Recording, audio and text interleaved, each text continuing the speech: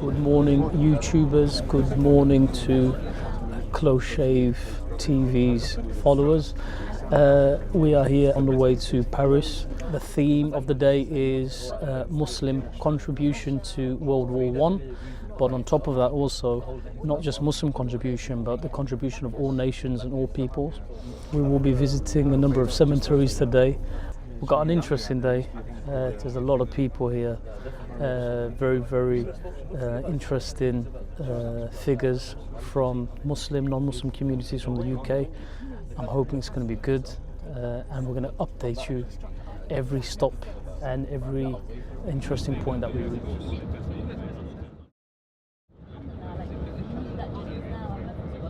We have Hayyan Baba here from Muslim Experience in World War One.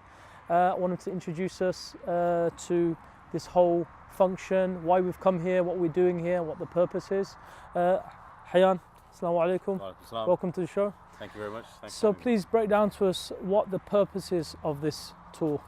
The tour is to raise awareness amongst the general public, school children, adult groups, anyone who's interested in history in World War One, about the contribution of Muslims to World War One, and that's the contribution of Muslims from around the world who fought with the Allied forces in World War I. And you're working in conjunction with Forgotten Heroes 1419, I believe. So the tour is a product of the Forgotten Heroes 1419 Foundation and Anglia Tours. And Muslims in World War I is a UK-facing project of the same foundation. We are at Notre Dame de Lorette, which, as you can see, is a very large cemetery. I believe it's a military cemetery.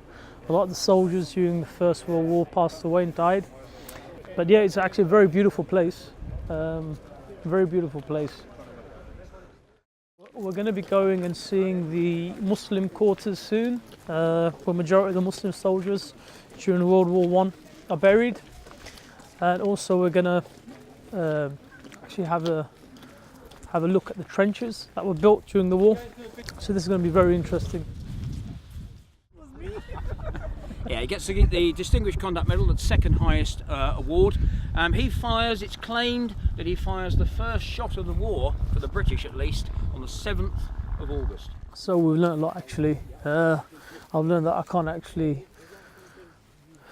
take the cold. It's like probably 8 degrees, but to me it's freezing. You know, I look like Rudolph as well. I've been here for less than an hour and this is how I feel. Whereas the average soldier here, whether it would be a French, British, or Muslim soldier, they'd be here on average for 4 to 5 days in the front line trench. But then there were a number of trenches, as we saw in the image earlier. If you have it kind of scattered all the way around this particular area, and also you'd have the no man's land between them and the German front line. I can't imagine and fathom how they were able to tolerate it physically, mentally, spiritually and psychologically. What is the purpose of us being here today? Okay, so first and foremost is to recognize that there were Muslims that were here and died alongside the people of other faiths like the Christians, Jews, people of no faith, because that's never emphasized. It hasn't been emphasized at all in the last 100 years. And the question is, whose fault is that, you know? So we should look internally first of all, and we should blame ourselves, because we can point one finger forward, three is pointing back towards you. So we know that we have a massive responsibility, a debt to the people that died, to honour them and to recognise them. Yeah. So that's what this project is all about. Do you think, and I want to be honest with you, the other side could argue there's a sense of glorification and glorifying the contribution of Muslims towards World War I and II, but what's the agenda? Is it just to make us realise, okay, yes, we should fight and die for the nation, etc., etc., or is it something way beyond that? I mean, what are you really trying to call for exactly, for those that want to criticise? Yeah, I mean, there's always going to be those that want to criticize what we're doing. What we have realized is that every other community, be them Sikh, Jews, Christians, Hindus, people of no faith, you will find they've accessed pots of money and they've sent people out here to show, to give a positive narrative about what their community did. And when they go back, they're recognized. Right now, we're in the trenches, we're undergoing severe tests everywhere, right? This is one way that we can redress the balance and say, look, we were there too. This is the first time, again, for me to be in such a place. Just look around you. This used to be a village. We were told by Steve, this used to be a village, a lovely, small French village. And when the war started, 1914, I think it was completely obliterated in 1915, within a year. And today it's, as we can see, memorial site, a big cemetery. And this is a reminder for every one of us that war is horrible. This is a chapel or a church that was built on top of the old village that was completely destroyed and obliterated. As you can see, it's beautiful in here. You have so many names, I assume of people that have passed away, for example, on the walls. And love it or hate it, and no matter how controversial it is, two things always go together: war and religion.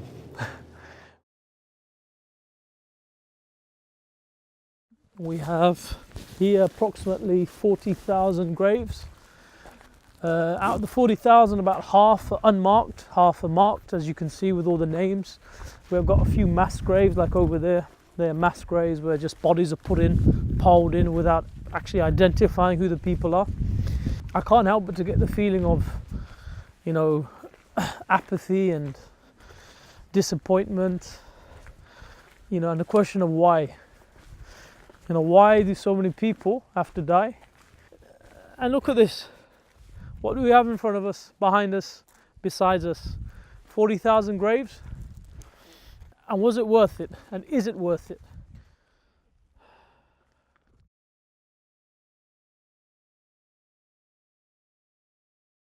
So this is the moment we go to the Muslim grave site. As you're going to see, the gravestones are slightly different, obviously. You've got Jewish graves here as well. As you can see the Hebrew and Star of David. It's very mixed. Go for it. So this in Arabic says, هذا قبر المرحوم. هذا قبر المرحوم, which says this is the grave of the person who's shown mercy, of the deceased, basically, marhum. A lot of them seem to be not just Muslim names, but those that are peculiar to North Africa. Muhammad Oud Bil Kriri, and you got Al Hussein bin Muhammad, 1915, 15th of August 1915, 3rd of July 1915. So here we're at the Ring of Remembrance, where you've got in alphabetical order, the surnames of the fallen soldiers in alphabetical order, going all the way along from A to Z.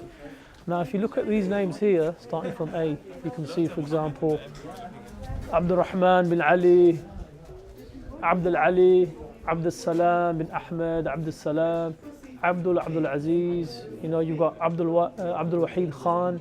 So you've even got soldiers from the subcontinent, even though they said the majority were from North Africa, because that's where the French colonies were. But yes, you've got many from the subcontinent because the British came as well.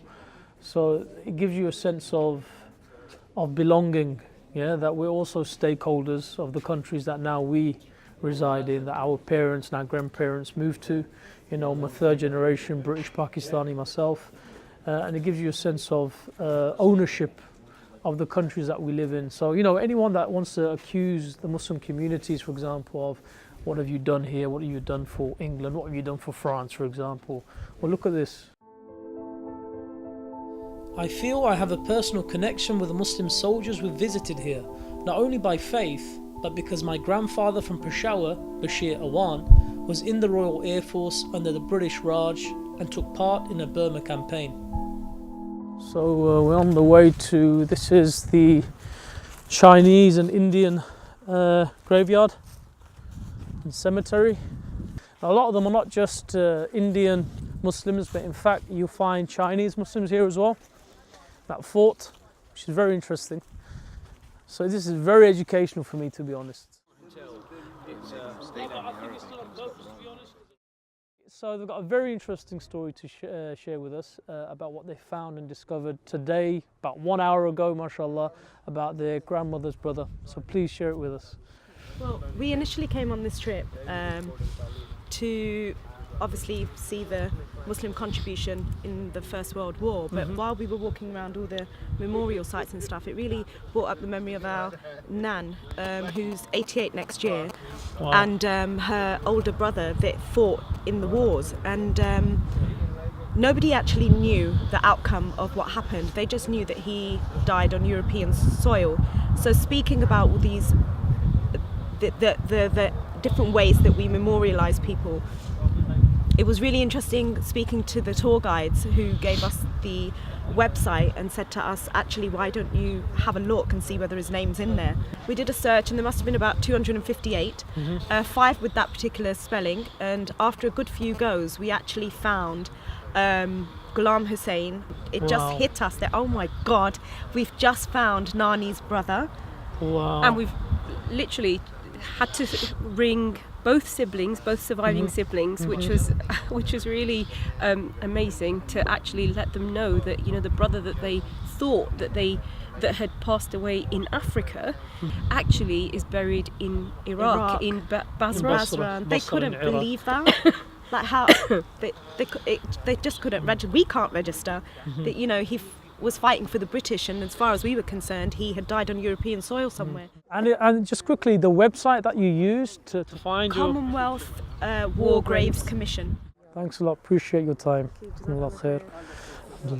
So, I mean, just look at that, that's history in the making of these two sisters that discovered their grandma's brother who, well, she didn't know where he passed away. She knew he fought for the British Army during the First World War. And today they discovered that in fact he died and he's buried in Basra, Iraq. I mean, that's wow, it's amazing. Horses, everything, all the detritus of the battlefield would go into the hole, you'd cover it over and you'd march off and go and fight your next battle. That was the... Now we are in the city of Amiens, as it's called, and this is what is known as Masjid Badr Mosque. We're going to go inside. We've got a delegation that's going to meet us and receive us. We're going to do our prayers and have something to eat, God willing, inshallah. The mosque, I think, is about 20 years old, probably even older. But let's check it out.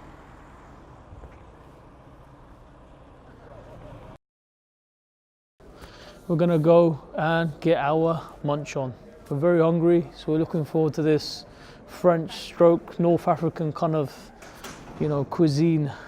So it should be a very nice fusion. I could eat a horse right now, I'll be honest with you. As you can see, we've got a presentation taking place by the organisation, one of the organisers, Forgotten Heroes 1419. So they're explaining why is it they're working together along with Muslim Heritage Trust and also with Anglia Tours. Can I ask a question, please, if you don't mind? I understand you're showing, for example, and portraying the mutual respect between a lot of the Muslims and Christians at the time, and vice versa, many faiths at the time. But isn't the reality that you may be glorifying the fact that at the end of the day, they were colonial subjects, and they were doing, and let me finish, please, and they were doing as they were told to do, right? They had no choice but to fight, because they were subjects, they were colonial subjects.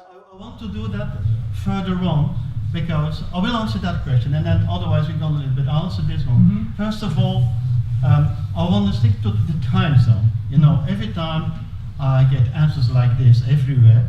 But you have to understand the person himself in the trench. First of all, I get questions like, how could they fight together with Jews? There was no Israel, there was no Palestine. A lot of these... Hopefully I won't get kicked off the coach for my questioning. You know, you got to ask these questions. At the end of the day, this is close-shave TV, not bread and butter TV, yeah? So we've got to ask some comfortable questions sometimes. I'll give greetings and salams to all of our guests here. Assalamu alaikum, ikhwan. Assalamu alaikum. Wa alaikum salam. Assalamu alaikum. Wa alaikum salam. Allah yabarik feek. So that concludes day one. Tomorrow brings another day.